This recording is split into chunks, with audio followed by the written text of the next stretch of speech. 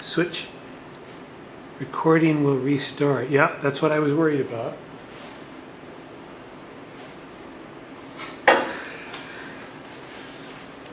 So they missed that part. It was a pretty good part, though. I wonder if the orangutan part got recorded. That's what I'm worried about, that didn't get recorded. So we'll find that out. They'll find out later, too. So, anyway, we're... yeah, and I knew there was a problem. That was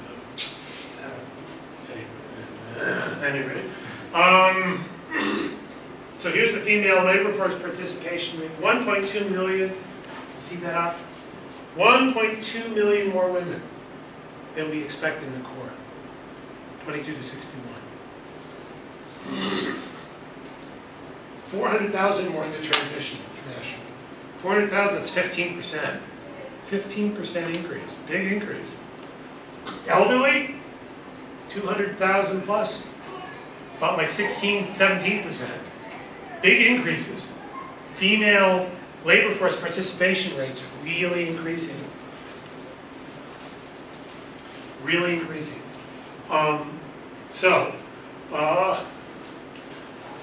That's where it's happening. That's where it's happening. So this is a big change, and that's one of the things I talked about. I talked about in the last couple of years is the need for the labor force, or Japan, to bring more women to the labor force, and we're seeing that this is what's happening. I can tell you that, for example, my neighborhood, in the park near where I live, they're building a hoikuen in the park. Big hoikuen is being built in the park. To make it convenient to drop off children on their way. Mothers can drop their children off on the way to work. So they're making more facilities so more women can work. And we're seeing, this is the change, big change. Those some big changes that have taken place. And we've seen that, in fact, probably as a result, the number of people that are working, that are actually working, has changed very little in the last 7 years. Now, one thing to remember, 2010 was, during the kind of the Great Recession, kind of a depression situation, so that might have depressed the number a little bit, but still people were looking for work. They weren't out of the labor force. We're talking about where they actually entered the labor force. Okay. Here is, again, the male non-DID. I'm sorry. No, I went the wrong way. The actual female DID, and again, let me just make sure I got that right. That's national, right? That's national. Okay. Okay. Let's just check that. Up by about 1.2 overall. We can see here almost a million, about 7%. 7% increase for female workers in the Corps, 22 to 61. 1 million more women working. Here in non-DID, 200,000 more. It's more than 10%. So that's about 12%, more than 12%. More than 12% increase in the transition. So women are now staying in the labor force. More women are staying in the labor force. That's something, I think I mentioned the last time, and I certainly mentioned before, women used to retire a lot earlier. They still do, but that's changing. That's changing. Of course, part of that, they were retiring early to take care of aging parents, that kind of thing. So that's one of the things that's changing. I don't know if that's because their parents have passed away, or because they've got to get out and work, because they can't take care of it. So that's probably a mixture of both. Over 70, almost 150,000, almost 20%. Almost a 20% increase nationally for women over 70 that are participating in the labor force, over what we would have expected based on the labor force participation rate in 2010. I'm going to keep on repeating that because that's what I want you to remember, especially if for that part that we've lost some part, don't know how much, unfortunately. We will find out. Now we're going to look at non-DID, And we can see that it's a lot less. It's 200,000. 200,000 increase over the expected. That's about 3%. That's only about 3% increase. So a lot lower increase in female participation. But 200,000, big though in the transition, that almost 20% more. So it's not jumping very much here, but in the non-DID, the smaller town and rural areas, lots more women stay in the labor force than we would have expected. And elderly, again, almost 20%. Almost 20% over 70, the increase is almost 20% above what we would have expected. So people are staying in the labor force longer and well past dates that people think of as retirement dates. So now we're going to look at the, for each labor force category, so we now can get a picture of what these participation rates mean and see what the changes are and where the changes, in fact, the magnitude of the changes that are taking place. And so we can see the entry, 2010-2015, we're seeing actually a decline. Yeah, more people studying probably. I think that's probably it, just more people studying. Fewer people entering the labor force, maybe more people studying. That's fine, more people getting an education, that makes sense. That's a pretty reasonable story. 1.8% increase, core 82.7 to 84.5. So 82.7, we had 17% that were not participating. That's dropped to 15.5%. So that's about a 10% decline in the number, in terms of the participation rate of who could have entered the labor force. About 10% of people who could are now in the labor force where they weren't before. Transition, that's 2.4% increase. That's a big increase. That's 5 percentage points. 2.4 percentage point, 5% on top of the 48.7. So that's a big increase. But the exit is about the same. There's hardly any change in the participation rate among the exit. So what we're seeing the big jump. We're seeing the big jump in workers staying in the labor force, but actually it's just because the number itself is increasing. It's not a change in the participation rate. So what I said earlier, it's actually, if you look at those numbers, what that tells you is it's not that more people are choosing to work as a percentage of those that are over 70. What it's just saying is there's just more of them.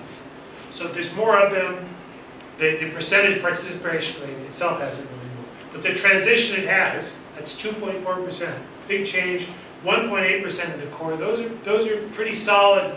Those are significant changes in a 5-year period. Those percentage changes are significant. Now we'll look and we'll see in the DID areas, again, similar numbers for the entry, 27.3, a little bit of a decline. The core only up 1.8%.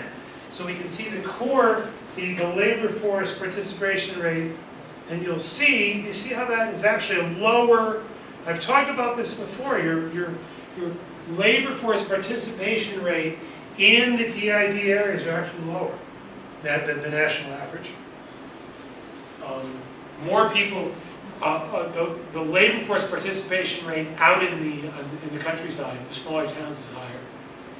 It's actually higher for those people in that age category, based on age. So 1.8% transition, again 1.4, again not quite as high, not as much of an increase. The exit about 15.1, but you can see a little bit lower than the national average. The DID, people in the urban areas don't work, there's not as high a percentage of people in the labor force. I've talked about that earlier. And the non-DID, you can see you're getting up. Well, not the entry, that means more people have stayed in school. Core up 1.9%, 84.4 to 86.3. So look at that 86.3. Before we had 83.8, so that's 2.5% percentage points higher. That's a pretty big difference. 2.5 percentage points as a percentage of the of that age group are in the labor force in the smaller towns. So that's a big difference. But the transition, you can see a big jump, 50.0 to 53.8. That's 3.8 percentage point increase in the small towns, rural areas, in the transition. That's where people are staying longer in the labor force. A little bit higher, a little bit of an increase in the exit. You can see these percentages themselves are just a little bit higher than in the urban areas, in the DID areas. So a little bit more likely that people stay in the labor force in the small towns and rural areas. Now we're going to look at men and women. And one of the things we see, it's interesting, the entry about the same, 27.1, but the core, 95% drop of 0.5%. Actually, the labor force participation rate among men has actually declined, which is interesting. I don't know where they are.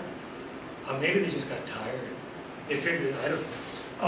But that's a 0.5 of a point decline. The country's trying, it's curious, the country's trying to, keep people working, and some men dropped out of the labor force. Not many, but a little bit.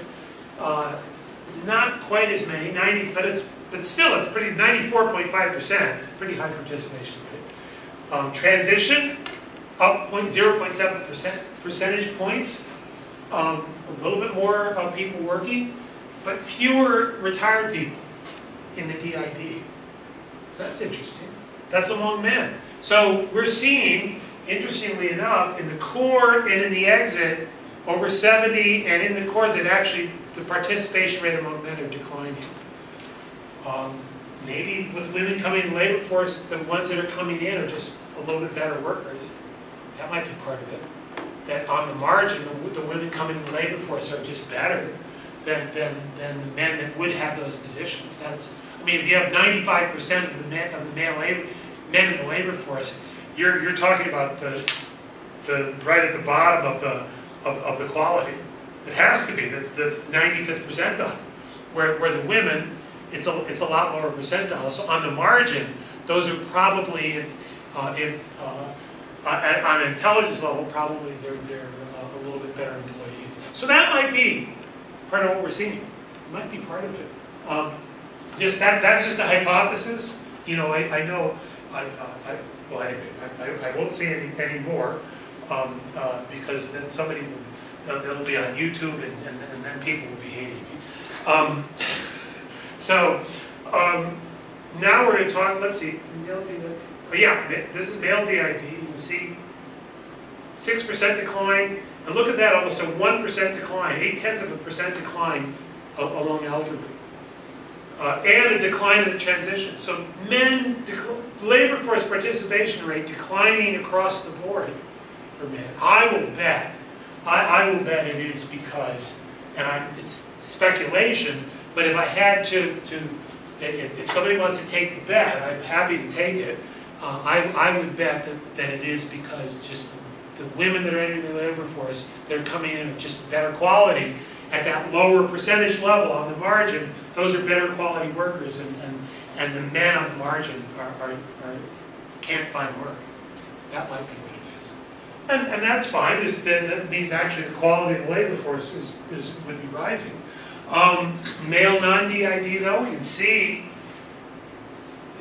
the cores dropped 94.9, 94.5. A little bit of drop in the entry, but the transition higher. So more men are working. The transition exit 62 to 69, more men are working in the small towns and rural areas. So that's kind of telling you that's probably just economic stress. And the other thing it might be telling you is because we're seeing it's just so much fewer people coming in the labor force in the small towns. And maybe this is a good time to talk about it. I've been reading about Toyota is basically, this is kind of DID, but some of it might be But Toyota's and some of these a lot of their suppliers, there's a lot of suppliers. The founders are over 70 now. They're in their 60s. They're over 70. They don't have a succession. They don't have a succession plan. They don't have. They can't find anybody. Well, there's just fewer younger people coming up in the small towns and rural areas. This is an issue. There's a lot of small companies that are they're quite vital companies, vital technologies out there in the countryside, the small towns and rural areas in this country. The owners can't find, they cannot find successors. They don't have either. They may not have sons. The sons aren't, the children don't want they don't want the work. They've gone off to the cities, and yet these are companies that are producing that may be important parts of production. And I think this is becoming an issue for companies like Toyota and other such manufacturers in their supply chain that rely on small companies. These big companies actually rely on an army of small companies in order to actually supply them with high quality parts, all of this kind of stuff. A lot of that comes from small companies, and they can't find any. They can't find anybody. They can't find anybody among their employees. They can't find anybody relatives. It's an issue, and these people are just going on. They just they're working. They're working. That's probably what's happening here. That the owners of the company are still working, but then that might not be taking care of the problem. Now, there certainly is opportunities. You want to go out and do some. It might be a real good time to do like work analysis like this. Might tell you this is a real opportunity in mergers and acquisitions. That you can get out. There might be a real opportunity out there for mergers and acquisitions among these companies. So that might be a good place to go look for work if you're interested in that kind of stuff. That target. The small companies out there, this is the numbers, you can see this, and you'll see, and I will make sure, on the final, I will make sure, let me just make sure that it's getting recorded, so he knows. Yep. I'm going to ask you to look at the numbers about the entered labor in the non-DID. It's a real striking declines. It's really, the people entering the labor, it's like, whoa, you look at these, wow. That's going to affect these companies that are operating out there. And there's a lot of them out there. And they're quite vital. They got a lot of technology, a lot of skills, a lifetime, all that. There's a lot of value out there. There might not be any, it's, and these owners, and it's all going to happen like at once. It's all boom, it's all going to happen at once. And I'll bet there's going to be a lot of work. A lot of work out there. So if you're interested, let me know. So anyway, let's see. That's male. Now the female overall. This is like some real striking numbers, folks. This is a real. This is like a big change in behavior. Not in the entry. Women are staying in the labor force, or they're getting their education. More women are getting their education, delaying entering the labor force. But the core. Look at this. 4 percentage point increase. 70.6 to 74.6. That's a big change. That's 0.8 of a percentage point a year increase. That's a huge steady increase in labor force participation. Women flowing into the labor force in their core working years. So they're making up the slack. We're seeing the slack. People retiring, women entering the labor force in the core. That's a big change. And look at this, transition. Relative change even bigger. It's about the same 3.9 percentage points, but from a base it's a lot lower. 35.2 to 39.1. Yeah, that's a big increase. Big increase in that's women are staying, a lot more women. A noticeable percentage of women staying in the labor force. Noticeable percentage. Big change. 10 to 10.6 over 70. So even there, Even there it's rising. Not quite as much. This is big. This is where women didn't even participate. They tended not to participate. And now they're just staying. They tend to retire in their mid-50s. Women used to retire in their mid-50s. Now they're not. They're beginning. Their work, the time that they work, is beginning to resemble that of men, and it's moving in that direction. We're seeing in the DID a pretty big jump, 4.1% in the core. Lots more women working in the core. Big increase. Remember, men went down a little 0.5 percentage points. Women up 4.1 percentage points. Big shift. That keeps on going. In another 10 years, it'll be big change. It's a big change if this goes on for another 10 years. Transition exit. That's 2.9%. 6.6 of a percentage point in the exit in the DID. Non-DID, you can see the higher, look at the percentages. As we say, more people work, the participation rate in small towns, rural areas is higher in general. And look at the jump. That's 4.1 percentage points in the core. Of course, the big drop there, staying in school, that's good. Nothing wrong with that. 5.9% increase in transition. That's a big change in 5 years. It's more than 1 percentage point a year increase. Big change. And 0.7% in the exit, people staying. The longer, so more than 10% are working past 70, they're staying in labor for past 70. That increased from a third to over 40%. At this rate, another 5 years, by 2020, it'll be 50%. It'll approach 50% that are still in the labor force. That's going to have a big change, or at least, well. But here is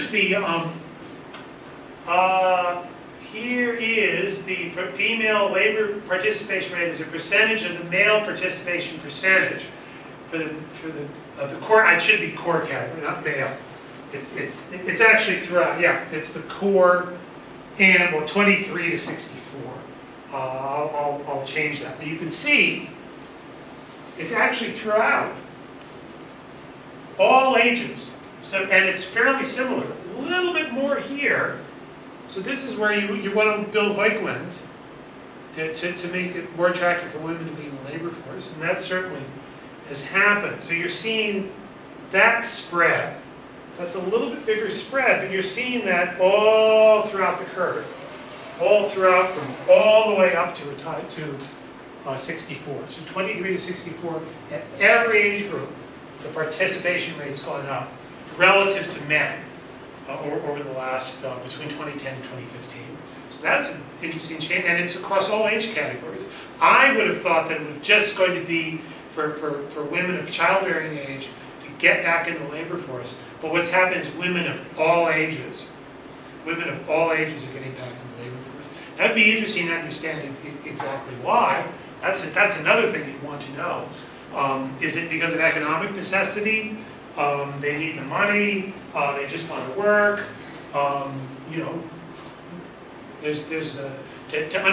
The next thing you'd want to do is to understand why, to understand what's going on, what's really driving these changes.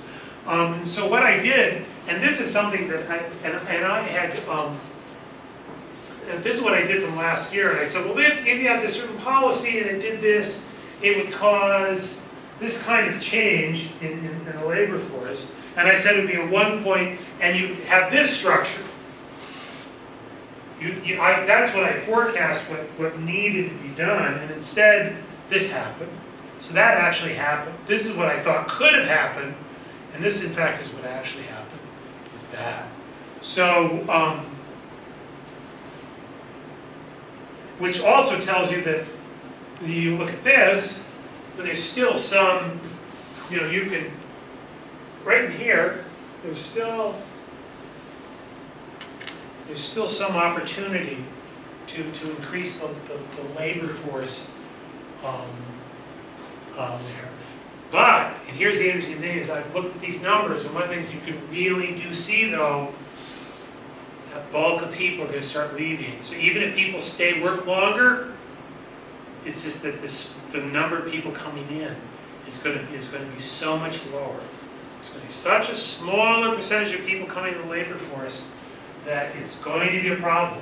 This is kind of a temporary solution, but it is interesting.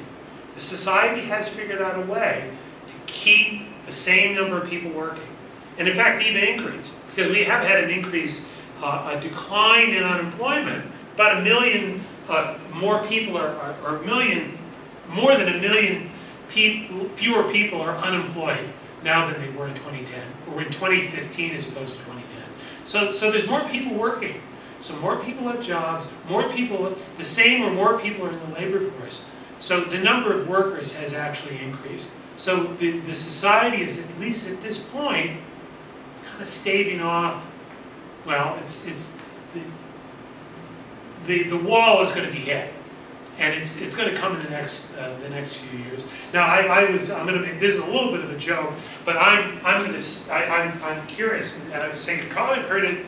You're probably going to hear it here first, and just watch over the coming years and see if this happens. As the doctor did he call it? I'm going to say, is there going to be a 2026 problem?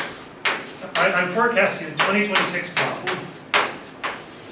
Remember what I talked about with the birth? That's 2026 is the year of the horse.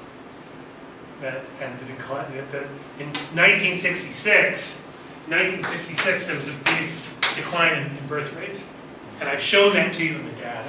Remember I showed that? Okay.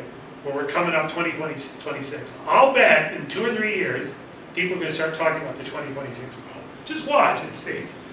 That's my forecast. And if it is, send me, and say, yeah, you got that right. And if not, don't say anything. Okay. Hey, that's a great thing. You can make forecasts. If you make a forecast like this, if you're right, people think you're a genius. If you're wrong, they forget about it. So which says you can make forecasts like that. But anyway, although I have made good forecasts, and which showed that I was a genius and nobody, that didn't do anything anyway. So anyway, sometimes that happens. So keep that in mind. The 2026 problem. So that's why I closed with the labor force and all that. So we're going to now move on to the, we are going to move to cities and urbanization. And this is a topic that's near and dear to my heart. I'm an urban economist by training and interest. I spent most of my career in the real estate in working in the real estate industry, in my professional career in the real estate industry, and studying land markets and basically geographical economics, kind of related topics. So this is a topic that is quite just a fascinating topic to me, and it's just about people living in cities. So I'm going to talk here now. Let's see how much time we have. We have about 25 minutes. So we'll be able to get into this topic. We are not going to cover anywhere near all the topics that we would have that was on the syllabus. There's no way that we're going to get through that. Let me stop now. Oh no, that's okay. He doesn't need to hear this because he turned that in. Question 8 and 9. If you didn't contact me, I'm going to be sending out your work. I'm working on all of the stuff that you've turned in. So I've been working on that, and I'm getting that together. I'm going to send that out to you. Most of that should go out over the weekend. So so everybody will know where you're at. I'm going to give one more assignment this week. So it'll be the last assignment. A couple of things. 12 to 15, questions 12 to 15, I've treated as a extra credit. So I've given you for the answers that you gave. If you've got some points, and most you did, that is being treated as extra credit. And I've done that because for those people that struggled with that at that point, I don't want to penalize who may be a little bit behind at that point. So I think that's the fair way to deal with that. Question 16, if you look at that, I've given that a smaller score, but I've treated that as part of the regular. I'm going to give that 5 points instead of 10. Questions 8 and 9, I think a couple of you, and I'll check with you to confirm this. 2 people have given me their answers to 8 and 9 that I'm sure of. It's possible that that everybody did. I'll confirm that with you. I want to make sure that you get that. If you didn't do it, go out there and do it. It's important. I'm going to check, and if you did do it, I'll let you know. You'll know. So that could make a difference in your grade. I want everybody to get as good a grade as they possibly can here. Let's see, regarding that, I think that's about the main. Oh, and the extra credit. Nobody's been jumping at me about the extra credit for the Matsuri in November. So if you need that extra credit, if you think you do, and I'll let you know. I'll give you a little bit, another week after next, if you want to do that. Some of you don't need it, some of you do. So we'll be in touch with you on that. So yeah, I want to. And as I say, one of the things about that, I've learned that if you give people until the last possible minute to do something, they wait until the last possible minute to do it. So anyway, so now we'll move to we'll move on to this topic. So as I say, when we're talking about human beings, one of the things we kind of can forget, we're animals, and we inhabit the planet like the other species on this planet, and certainly our behavior and what we've been able to do in our technology, though, is very different. And so what we want to do is think, and in many ways, cities and urbanization represent that pinnacle. Of human beings, the way that we organize ourselves. Some people think it's a bane of civilization, and other people think it's the core of civilization, and some of us think it's maybe a little bit of both. But at any rate, we'll want to take a look at that and think about it, and think about what it is that we're doing, and with cities.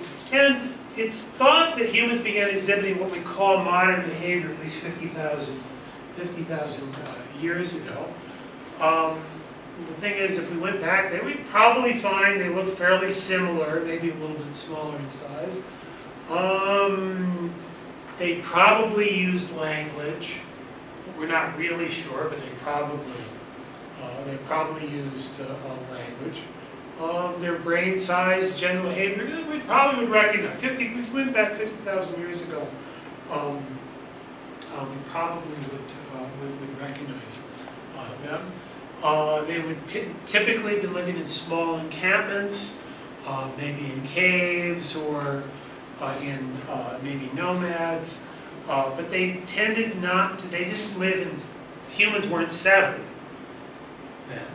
Humans in general were not settled. The reason is if you don't have, for settlement, you have to have a secure enough food source in the immediate vicinity, or an ability to get food shipped to that location in order to sustain a people living in the same place. So how would they have lived? A small encampment. They'd lived by foraging wild plants, hunting wild animals, moving from place to place, and they exhausted a local supply of food.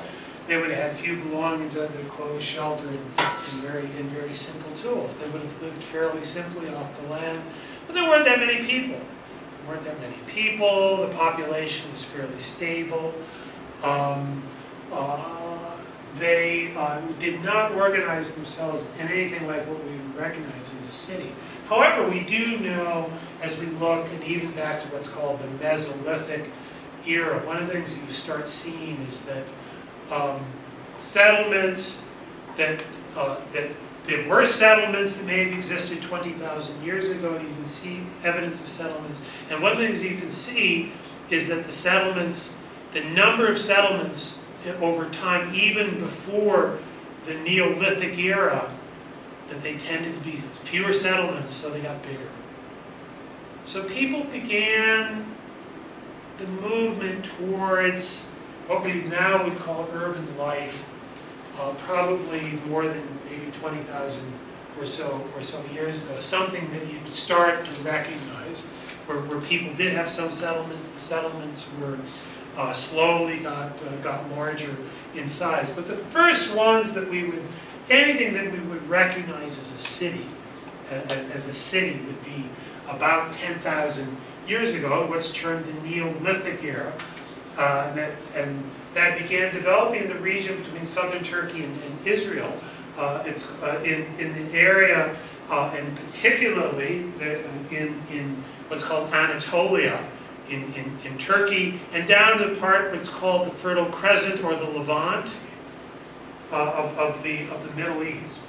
That this is the area that we think that the first cities and towns began developing. And that coincides with the development of agriculture, domestication of wild animals, and of trade. So you start seeing evidence of some domestication, some use of crops, being able to for crops, and trade.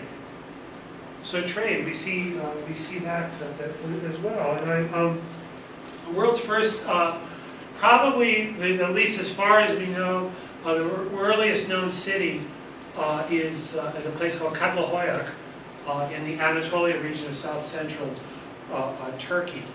And about 9,500 years ago, this town, it was a town, it looks like a town, we think it looked something like this, and the reason is that it's on a mound that, what they did was they built up.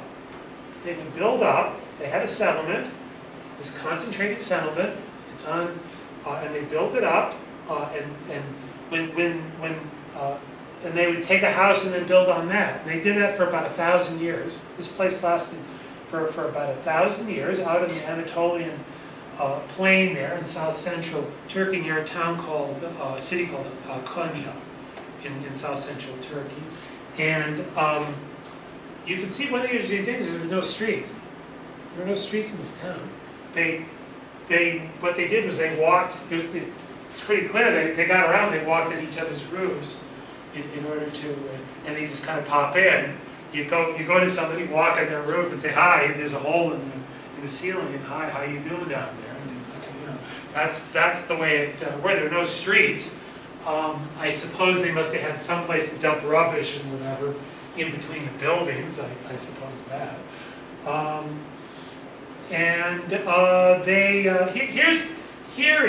This is the mural that may be the earliest depiction of an urban landscape. And what this is a volcano that we know erupted about 8,500 years ago, maybe 9,000.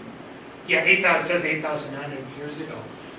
So we know this eruption took place, and this place was there at that time. There's a mural showing this eruption that took place, and this is kind of the townscape.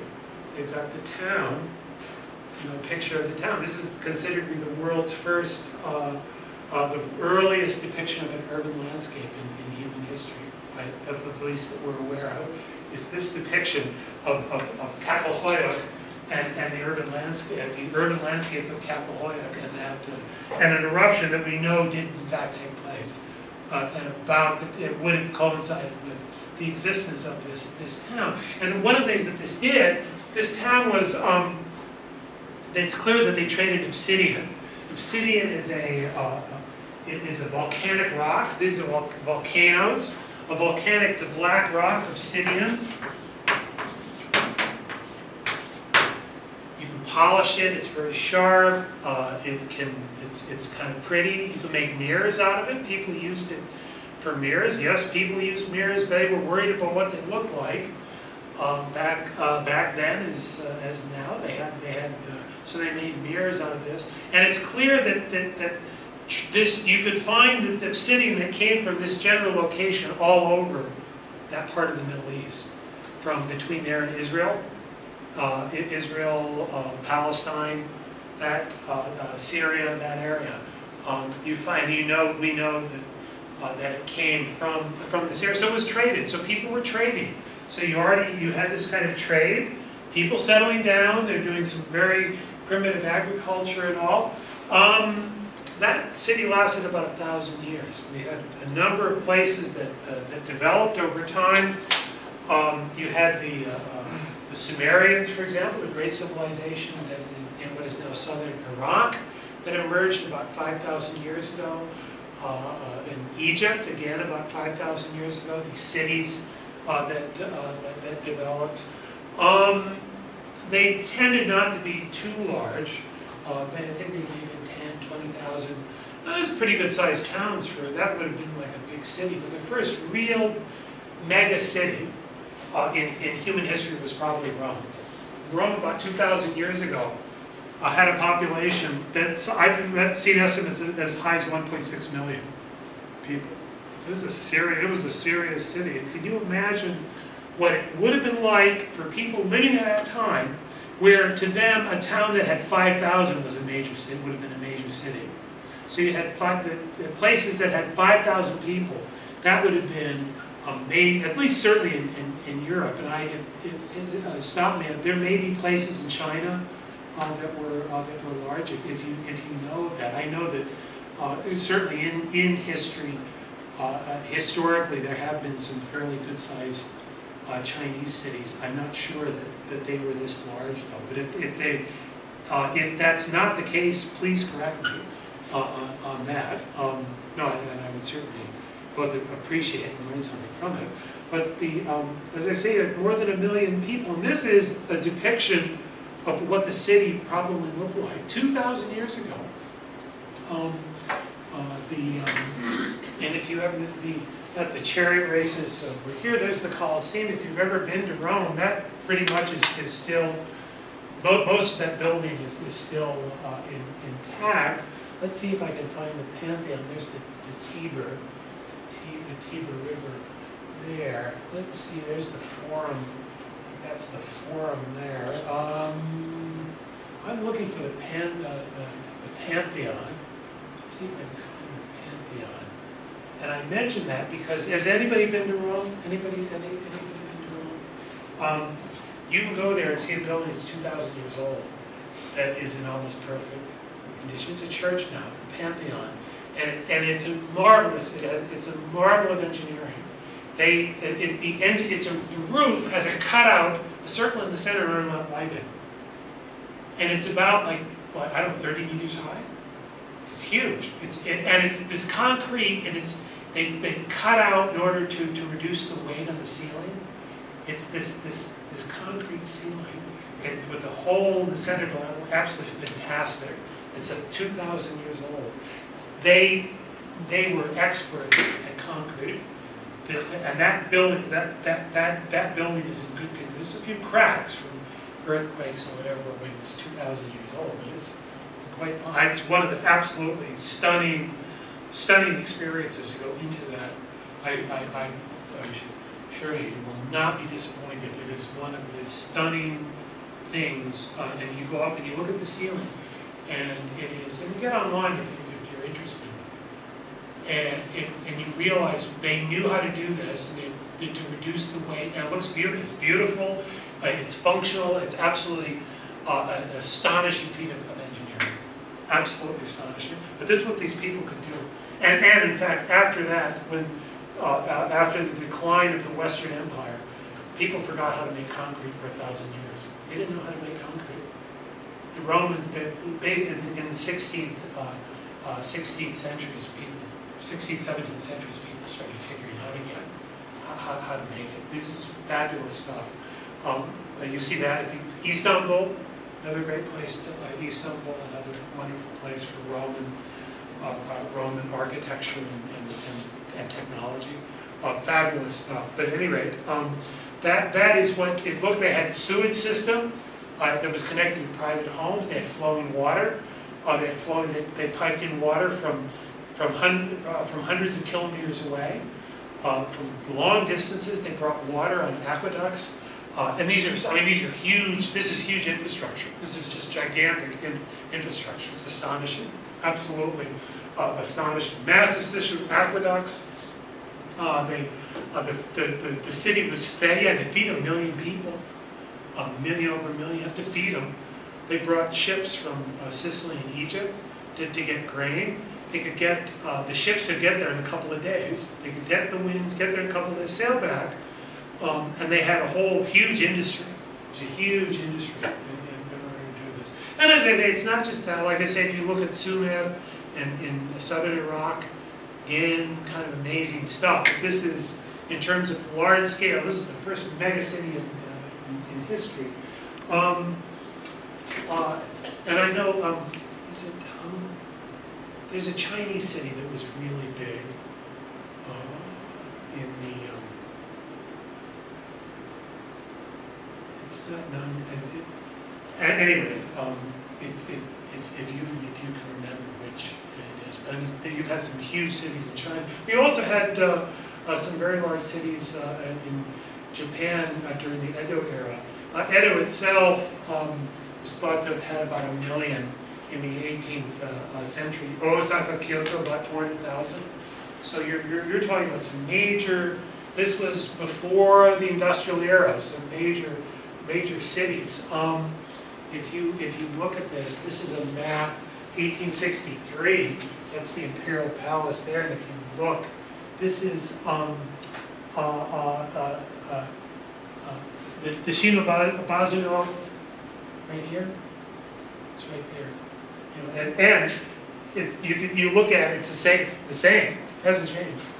160, almost 160 years. So there's that's where now Ueno Koen, right there. You can see many of these. Like I live in this area. I think this is what's now Mitsume-dori. This is a street. These are now now streets. But a bunch of the canal system here still exists. Here, some of this still exists here. You can see how they created this canal system in order to protect the Imperial Palace with the moats that are built around. It's fed by this river. It's diverted to bring water flowing into here, and then you've got all of this. Here is here's the Edo. Here, what is now the word of Kotoku, as they say, right? This is Taito. Taito here. Of course, Chiyoda. You can see it's pretty much Chiyoda-ku right there. So that's what the city. It was a big city. In 1863, it was probably one of the world's largest cities. Certainly London and Paris were becoming, and New York were all getting big. And in fact, we're going to talk about that and how the industrial era began in the late 18th century. We talked about that in the late 18th century, but really the full impact did not become apparent until the second half of the 19th century. And I think the reason why is because the development of the telecommunications, electronic communications, began around 1850 with the telegraph. And the development of the telegraph enabled, for the first time, people to communicate instantaneously over long distances. Of course, you could send signals before. People could send signals and all. You could use smoke. You could use fire. You could use flags, that kind of stuff that you could signal, certainly over long distances instantaneously, and you could and relay messages and all. So that was certainly possible. But now, for the first time, you could actually electronically discard the understanding of the harnessing of electricity made telecommunications possible. And what you see is population jumps that really take place generally around 1850. And this shows, here's London, and you can see after 1851, between 1851 and 1891, the city's population doubled from 2 to 4 million. So it became a huge city. Even in the 19th century, London was a huge city.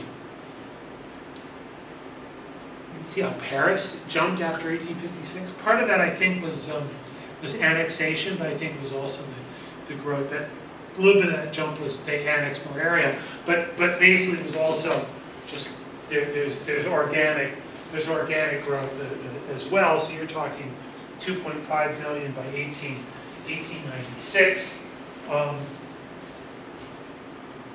when we look at the United States, two major cities in the U.S., Philadelphia and New York. Philadelphia, again, big industrial, this was the leading city in the U.S. before 1800. And then it was surpassed in the early 19th century by New York around, in fact, if you look here, you can see Philadelphia is actually larger around here, 1840. It's largest. No, I'm sorry, I take that back. No, it's 500,000. No, New York had gotten. It's about here, though. Until about here, Philadelphia was a little bit larger city. You can see this after 1850, that's the real rapid industrialization, the growth of factories, the growth of technology, not even this is before any kind of electrification other than telecommunications. The telecommunications and the railroad making it possible to concentrate production, extend markets. Extension of markets means that firms can get bigger, cities get bigger. Cities get more firms, more cities, what we call agglomeration economies. I talked about that last semester. Agglomeration economies were at work. These cities exploded in growth in the late 19th century. We saw that in Philadelphia. Here, 1850 to 1890, 300,000 to 1.3 million in those 50 years. Can you imagine living in that era? New York, 1850 to 1900, 750,000 to 3.5 million. Huge increases in population. And as I say, it's, as I mentioned, transportation technology, the expansion of railroads, of course, dramatically reduced the cost, increased the speed of moving goods and people over land. Development enabled firms to grow in size as their potential markets expanded in size. But the invention of electronic communications enabled information to be transmitted instantaneously. That's a big impact. There's some fascinating studies that have been done, for example, on what New York did in order before telecommunications in order to get information and what they were able to. How information was transmitted, like packets would come from Europe, and the packets with information, like letters and news and whatever, and then they would send rapid ships out. They would send boats out that could go as fast as possible, pick the information up, go back, get it on the stock market so they could trade on it. So they could trade it before anybody else. They knew what was going on. They could trade before, they had basically inside information. Great stuff. That's what they did in order to get, just one, then a few days, they could get a few days ahead. It had a big impact on the city, that kind of mentality, that speed and all, getting information. Still there today, 170 years later. So I say electronic communications, monitor market conditions and changing conditions in real time over a wide physical area. That's the big impact of telecommunications. Big impact also late 19th century, understanding the causes of diseases, the effect of microorganisms in spreading disease, so improvements in sanitation and disease control. That had a huge impact. Cities used to be places where people went to make money, but they lived shorter lives. Lives were shorter. They made money, but their lives were shorter. They had poorer health, and there were more deaths than births. That started changing in the late 19th century, and that also contributed to the growth of cities. So one of the things that we're going to talk about is, well, why do cities exist in the first place? Why don't they just spread evenly over the countryside? But we won't get to that until next time. That'll be our last lecture. So I'll start off on the last lecture here. We'll have some an overview of urbanization and some important factors Behind that, we did lose part of the recording, but we'll find out how much. As I say, I will be getting to you over the next several days. So we'll be updated on all the work that you needed to turn in until now. We'll get what everybody's situation is in class. Everybody's pretty much I think, in reasonable situation. Exercises 8 and 9, please check on that. If you didn't turn in anything on exercise 12 to 15, this is an opportunity. It's for some extra credit. I'm treating that as extra credit. So if you want to take a stab at that, please do so. We'll talk about set up the final exam. It should be sometime, let's see, next week is the 18th. Probably after the 25th, it may be it could be after February 2nd. Let me know what it looks. Keep that in mind. We'll talk about that and confirm the date for the final exam sometime during the class next week. And as I say, I would lean towards sometime after the 2nd of February. If you want to have it a little bit early, let me know what your situation is, how that fits in with your schedule on your other final exams. So we'll see you next week. Thank you.